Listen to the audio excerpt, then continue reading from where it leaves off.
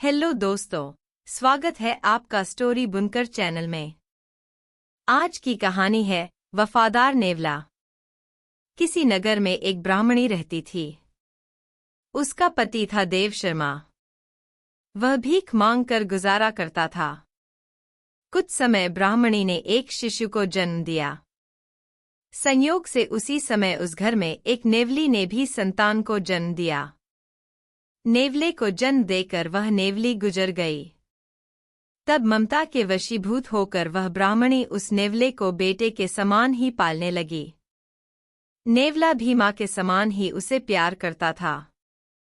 पर ब्राह्मणी के मन में हर समय यह आशंका रहती थी कि कहीं वह नेवला उसके बेटे को न खा ले। वह उस पर बिल्कुल यकीन नहीं करती थी।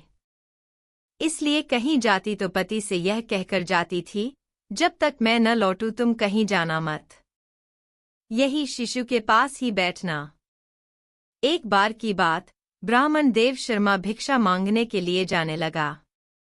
तभी ब्राह्मणी को याद आया कि घर में पानी नहीं है। उसने कहा, तुम थोड़ी देर रुको, मैं जल भरकर लाती हूँ। तब तक तुम बेटे की निगरानी करो। यहाँ से हटना मत। मैं पानी भरकर अभी आती हूँ। ब्राह्मणी पानी भरने के लिए गई तो नदी तट पर कुछ परिचित स्त्रियां मिल गई। बातें चल निकलीं। घर गृहस्थी की बातों में समय का कुछ पता ही नहीं चला। अचानक ब्राह्मणी को याद आया कि उसे जल्दी पानी भरकर ले जाना था। वह तेज कदमों से घर की ओर चल पड़ी। ब्राह्मण ने देखा कि ब्राह्मणी को गए बहुत देर हो गई और अभी तक वह लौटी नहीं है, तो वह दरवाज़ा बंद करके भीख मांगने चला गया। थोड़ी देर में ही एक विशाल सांप वहां आया। वह दरवाजे को धक्का देकर अंदर आया और धीरे धीरे आगे बढ़ने लगा। वह ब्राह्मणी के उस सोए हुए शिशु को खाना चाहता था। तभी नेवले ने उसे देखा। वह अपने भाई की रक्षा के लिए बहादुरी से उससे भिड़ गया। देर तक लड़ाई चली। आखिर नेवले ने सर्प के टुकड़े टुकड़े कर दिए। उसके मुंह और शरीर पर भी जगह जगह सांप का रक्त लग गया था। कुछ देर बाद ब्राह्मणी पानी भरकर लौटी। दरवाजे को बाहर से बंद देखकर वह मन ही मन बड़बड़ाए, लगता है वे दरवाज़ा बंद करके चले गए हैं। मैंने कितना कहा था कि हमारा बेटा सो रहा है, यहाँ से हटना मत। पर ये मेरी बात को तो मानते ही नहीं। कहीं इस नेवले ने कुछ गड़बड़ कर दी तो बड़ी मुसीबत हो जाएगी। आखिर ब्राह्मणी यही सब सोचती हुई दरवाज़ा खोलकर भीतर आ गई। तभी नेवला भी दौड़ता हुआ वहां आ गया। वह जल्दी से जल्दी अपनी बहादुरी का कारनामा माँ को दिखाना चाहता था और बदले में माँ से लाड़ और प्यार पाने की आशा करता था। ब्राह्मणी ने देखा नेवले के मुंह में खून लगा हुआ है, तो उसके मन में एक ही बात आई, अच्छा, तो इस दुष्ट ने मेरे बेटे को मारकर खा ही लिया।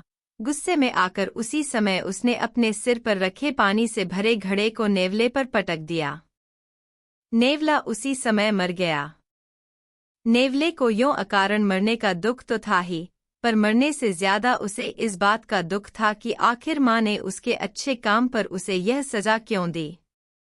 उधर ब्राह्मणी ने अंदर आकर अपने सोते हुए शिशु के पास जब टुकड़े टुकड़े सांप को देखा, तो उसे सारी बात समझ में आ गई। अब तो उसके दुख और पछतावे का कोई अंत नहीं था। जिसे उसने बेटा समझा और बेटे की तरह ही ममता से पाला था, उस प्यारे नेवले को उसने बेकार ही मार डाला। नेवले ने तो पूरी बहादुरी से सांप से भिड़कर ब्राह्मणी के बेटे के प्राण बचाए थे, पर बदले में ब्राह्मणी ने कृतज्ञता जताने की बजाय उल्टे उसकी जान ले ली। ब्राह्मणी अब उस नेवले की याद में आंसू बहाने लगी। ब्राह्मण जब वापस आया तो उसे भी सारी घटना पता चली। सुनकर उसका हृदय भी दुख से भर गया। शोक से भरकर उसने कहा, जो बिना सोचे काम करते हैं, उनका यही हाल होता है।